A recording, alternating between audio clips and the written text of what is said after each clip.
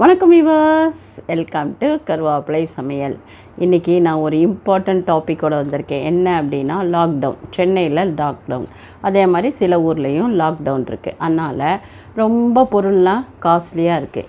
ஈஸியாக சிம்பிளாக அதே சமயத்தில் சீப்பாக இருக்கிறத வச்சு அதே சமயத்தில் ஹெல்த்தியாக நம்ம எப்படி சமைக்கலாம் அப்படின்னு நான் டிசைட் பண்ணிவிட்டு இந்த ஒரு 10 வீடியோ போடலான் இருக்கேன். இன்னும் போக போக பெட்டராக திங்க் பண்ணி இன்னும் சூப்பராக கொடுப்பேன். நான் ஃபஸ்ட்டு வீடியோவில் நான் என்ன பண்ணலாம் அப்படின்னு இருக்கேன்னா வெந்தய குழம்பும் அதுக்கு தொட்டுக்கிறதுக்கு கோஸ் காயும் பண்ணியிருக்கேன். இப்போது நம்ம வீடியோவில் எப்படி பண்ணலான்னு பார்க்கலாமா? பாருங்கள், ஒரு பாண்ட்லி வச்சுக்கிறோம். அதில் 5 குண்டு மிளகா போட்டிருக்கோம். அப்புறம் 1 ஸ்பூன் அரிசி. இந்த அரிசி பச்சை அரிசி, சரிங்களா? பச்சை அரிசி, சாப்பிட்ற அரிசி, அப்புறமா மிளகா, அப்புறம் 1 ஸ்பூன் வெந்தயம். இது 1 ட்ராப் எண்ணெய் விட்டு கொஞ்சம் வறுத்துக்கோங்க. அப்போ நல்லா செவக்க வறுக்கும். அதாவது வெந்தயம் பட்டுன்னு வெடிக்கும், அரிசி பொரியும், மிளகா இதாகிடும். 1 ட்ராப் போட்டால் நல்லா வேகும், வறுக்கும். அதுக்கப்புறம் கொஞ்சமாக உப்பு சேர்த்துக்கோங்க. ஏன்னா உப்பு சேரும்போது அது நம்ம மிக்சியில் பொடி பண்ணும்போது அது ரொம்ப நல்லா க்ரன்ச்சியாக நல்லா வரும். அதனால தான் இப்போ அதுக்கு தேவையான நல்லெண்ணெய் விட்ருக்கோம். நல்லெண்ணெய் எவ்வளோ விட்றோம்? நல்ல பெரிய குழிக்கரண்டி அளவுக்கு விட்டுக்கோங்க. நல்லெண்ணெயில் பண்ணால் சூப்பராக இருக்கும். கடுகு போட்டுட்டோம், கொஞ்சமாக வெந்தயம் சேர்த்துட்டோம், கருவேப்பிலை போட்டிருக்கோம், சரிங்களா? நல்லெண்ணெயில் தான் இந்த குழம்பு பண்ணணும். அப்புறமா கொஞ்சமாக இஞ்சியை பொடி பண்ணி நறுக்கி போட்டிருக்கோம். 2 மிளகாயை வாயை பொளந்து போட்டிருக்கோம். ஒரு பெரிய வெங்காயத்தை நறுக்கி போட்டிருக்கேன். நீங்கள் பொடியாக நறுக்கிக்கலாம். சின்ன வெங்காயம் ஒரு 4 உரிச்சிட்டு மிக்சியில் கொஞ்சம் அரைச்சி போட்டுக்கலாம். டேஸ்ட்டு ரொம்ப நல்லாயிருக்கும். கொஞ்சமாக உப்பு போட்டிருக்கேன். இது நல்லா வதங்கணும். ஸோ நீங்கள் இதில் உங்கள் சாய்ஸ், வெங்காயம் சேர்த்துக்கலாம், பூண்டு கூட சேர்த்துக்கலாம் பிடிச்சா. அப்புறம் கொஞ்சமாக மஞ்சப்பொடி போட்டிருக்கேன். காரப்பொடி 1/2 ஸ்பூன் தான் போட்டிருக்கேன். தனியாத்தூள் மாத்திரம் 2 ஸ்பூன் போடுறேன். இப்போது காரம் ஏன் கம்மியாக போட்டிருக்கேன்னா வெயில் காலமாக இருக்கா, ஏற்கனவே குண்டு மிளகா வேறு வறுத்துருக்கோமா, அதனால் கம்மியாக போட்டிருக்கேன், சரிங்களா? கொஞ்சம் பச்சை வாசனை போகிற அளவுக்கு வறுத்துட்டு கொஞ்சம் தக்காளி ஒரே ஒரு தக்காளி தான் நான் நறுக்கி வச்சுருக்கேன். அந்த ஒரு தக்காளியை சேர்த்துருங்க.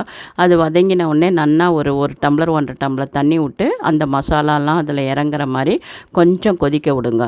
இந்த டைமில் நம்ம என்ன பண்ணணும், நல்ல பெரிய எலுமிச்சங்காய் அளவுக்கு புளியை ஊற போட்டு வச்சுருக்கேன். அதை நல்லா கரைச்சிடுங்க. கரைச்சி ரெடியாக வச்சுக்கோங்க. இப்போ தண்ணி நல்லா கொதிச்சிருக்கோம், எல்லாம் வாசனை எல்லாம் சேர்ந்துருக்கோம். நம்ம புளியை என்ன பண்ணுறோம், அப்படியே வடிகட்டி அதில் சேர்த்துட்றோம்.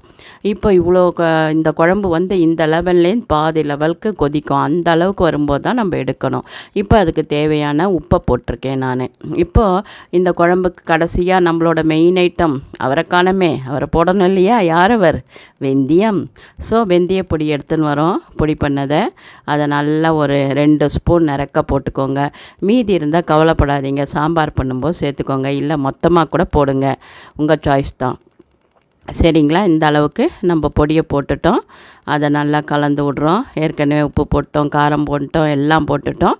உங்களுக்கு பூண்டு பிடிச்சா பூண்டு கூட சேர்த்துக்கோங்க. இப்போ அதை மூடி நல்லா கொதிக்க விடுவோம். நல்லா கொதித்த பிறகு நம்ம என்ன பண்ணுவோம், எப்போவுமே இந்த மாதிரி குழம்புக்கெல்லாம் வெல்லம் போடணும். ஸோ கண்டிப்பாக வெல்லம் கொஞ்சம் நிறக்க தான் போட்டிருக்கேன். ஆனால் தெரியாது, காரம் நிறையா போட்டால் வெல்லம் தெரியாது. அப்புறம் கொஞ்சம் கருவேப்பிலை போட்டிருக்கோம். இது அவ்வளோதான். நம்மளோட சூப்பரான வெந்தய குழம்பு ரெடியாக எடுத்து சாப்பிட்டு பார்த்துட்டு சொல்லுங்கள். கண்டிப்பாக பிடிக்கும்னு நினைக்கிறேன். பிடிச்சா ஒரு லைக் போட்டுருங்க, சப்ஸ்கிரைப் பண்ணுங்கள், என்ஜாய் பண்ணுங்கள். இப்போ அதுக்கு தொட்டுக்க ஒன்று பண்ணணும் இல்லையா? இப்போ பிகினர்ஸ்க்காக எப்படி கோஸை தண்ணி இல்லாமல் வேக வைக்கணும் அப்படின்னு காமிச்சிருக்கேன். ஒரு ஸ்டாண்டை போட்டு ஒரு பாத்திரத்தை போட்டு கோஸை நறுக்கினதை அலசி நல்லா புழிஞ்சி அது உள்ளே சேர்த்துட்டு மூடிட்டு ஒரே ஒரு சவுண்டு போட்டால் போதும். அந்த அளவுக்கு சூப்பராக வெந்துடும் கோஸு. ஏன்னா உங்களுக்கு வதக்கிறதுக்கெல்லாம் டைம் ஆகும், காய் பண்ணுறதுக்கு லேட் ஆகும். இப்படி போட்டோன்னா நம்மளுக்கு 5 நிமிஷத்தில் காய் ரெடி ஆகிடும், சரிங்களா? ஒரு சவுண்டு போடுங்க. போட்டு எடுத்துகிட்டு ஆறினோடனே தரங்க. நம்மளோட கோஸ் ரெடியாக எடுத்து பாருங்கள், எப்படி நைஸாக மசியறது பாருங்கள். அவ்வளோதான், நம்ம கோஸ் ரெடி ஆகிடுது. இப்போ நம்ம கோஸுக்கு காரத்துக்கும் என்னென்ன போட்டிருக்கேன்னா கொஞ்சமாக இஞ்சி, 2 மிளகா, கொஞ்சம் கருவேப்பிலை, இதை மிக்சியில் ஓட்டி வச்சுக்கணும் நீங்கள். இப்போ நான் எண்ணெய் விட்டுருக்கேன், கடுகு வெடிக்கிறது. கடுகு வெடித்தோடனே உளுத்தம்பருப்பு சேர்த்துருக்கேன், கொஞ்சமாக கருவேப்பிலை. இதில் நீங்கள் பெருங்காயம் பிடிக்கும்னா ஒரு பிஞ்சு பெருங்காயம் சேர்த்துக்கலாம். இப்போது கோஸ் வேக வச்சுருக்கேன்னா அதை நல்லா புழிஞ்சி இதில் போட்டுட்டோம். கொஞ்சம் தண்ணி வந்ததுன்னா அதை எடுத்துகிட்டு போடுங்க, அப்போ தான் டேஸ்ட்டு ரொம்ப நல்லாயிருக்கும். இப்போ இந்த தாளிச்சதோட பெருக்கி நல்லா கிளறிட்டு அதுக்கப்புறம் கொஞ்சம் உப்பு போட்டுட்டு அதுக்கப்புறம் நம்ம பொடி பண்ணி வச்ச இஞ்சி, பச்சை மிளகா, கருவேப்பிலையும் போட்டுட்டு நல்லா கிளறணும். அது 2 நிமிஷம்தான் அந்த உப்பு அந்த காரம்லாம் அதில் சேரணும். அதுக்காக ஜஸ்ட்டு மூடி வச்சுட்டு இது வந்து பாசிப்பருப்பு அதை வந்து நான் ஊற வச்சேன் 1/2 an hour. அதை என்ன பண்ணணும், இதை கடைசியாக சேர்த்துக்கணும். இந்த அளவுக்கு சேர்த்துண்டா ஊற வச்சா போதும். அதாவது 1/2 கிலோ கோஸுக்கு தகுந்த மாதிரி. இதுக்கு கண்டிப்பாக தேங்காய் போடுங்க, ரொம்ப நல்லாயிருக்கும். தேங்காய் வேகாமல் சேர்க்கும்போது அது நல்ல கொலஸ்ட்ரால் இல்லையா, அதனால தான் காயிலெல்லாம் தேங்காய் சேர்ப்பாங்க, கடைசியில் தான் சேர்க்குறோம் இல்லையா. அவ்வளோதான், 2 minutesல ரெடியாக எடுத்து இப்போ நம்ம கோஸ் ரெடியாக எடுத்து இப்போ சாப்பிட போகிறோம். வாங்க சாப்பிட்லாம். எப்படி இருக்குதுன்னு சாப்பிட்டுட்டு எம்மியாக இருந்தால் என்ன பண்ணணும், சப்ஸ்கிரைப் பண்ணணும், லைக் பண்ணணும், ஃபாலோ பண்ணிக்கணும், என்ஜாய் பண்ணிக்கணும். எப்படி இருக்குது, நல்லா இருக்கா?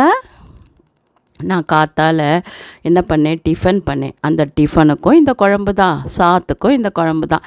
நீங்கள் ஒரே ஒரு ஐட்டம் பண்ணிட்டாலே நாள் ஃபுல்லாக ஓட்டிடலாம்.